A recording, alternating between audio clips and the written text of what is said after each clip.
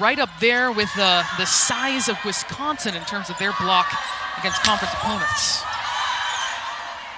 Polabiec with the bump set. Julia Hansen, a recent Big Ten Player of the Week. An opportunity for the Ducks with the free ball. Noemi Glover still keeping it up. And then terminated right up the middle. This was Oregon's perfect opportunity to get the middle going in a broken play situation, but that's what makes going in. It's not just the blocks and digs, but just the aggression philosophy of both of these teams. Schaffmaster tried to keep that in play, but it looks like they're really clicking in this system at the moment. On the slide, Phoebe Awalea, her first swing. Up the middle, Ofoegbu emphatically crushes it to the floor. Set doesn't have to be perfect, but watch her adjust her arm swing mid-air because the set isn't exactly where her arm.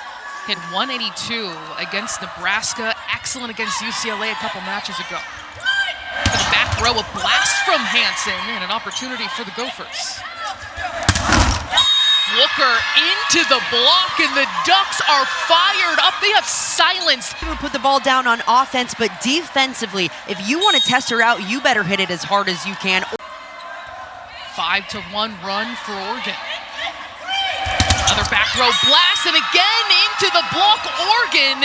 And what they've found is that ball is coming back at them even quicker than they're attacking it. Minnesota now has to make the adjustment, go for the edges of the block, or have to change the way you run your offense somewhat. Ofoegbu will take your breath away with that swing. You don't normally see from a middle attacker. What that tells you is how good Oregon's pass. Someone capable of igniting a run for this team. Klein, the bump set, looks to Collier. Grote has to charge in awkwardly, and Oregon comes away with the point. Lauren Crowell off the bench. Up the middle, Ofoegbu. That has been unstoppable. They lost to Nebraska on their home court. Clearly a mission and statement made so far. Up the middle, Awalea. And Oregon continues to play it. Again, Awalea up the middle. Collier absorbing the heat, Polabiec. Ofoegbu almost with the denial. And then Ofoegbu finds the floor. Going left and right, Minnesota has a scramble play, finds a way to get it over. But if you give Oregon a free ball, going over her. I think we're all rooting for those undersized pins. Oh my gosh, yeah. 100%. Grote denied by the Oregon block. Bring their outside blocker in to help on a triple block because the outside is the only one that can get the ball in this. Been heavily dependent, especially in this match, on those pins. Looking for that versatility.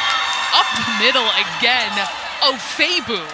Idaho, now her first season in Minnesota. Fete. Acevedo is denied by a brick. 167.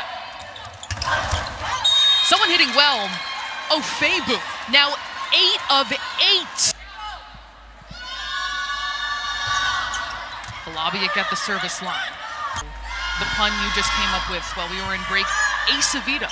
Maybe the first one to ever think of that. Yeah, it hurts.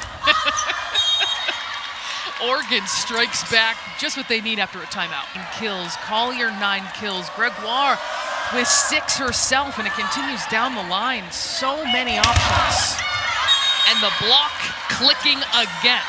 Oregon's block has been the difference. Those are insane numbers. Minnesota needs to do a better job of covering. Watch this attack. Only 2 players are really in. Isabel Patterson, new into the game for Oregon. Klein back set, there's that slide in Ofoegbu. That's exactly what Ofoegbu is so good in a 6-2 system because you have an attacker there. But here in a 5-1, when you have. Klein targeting Polabiec. Acevedo into the triple block. What can you do when you have that in front of you?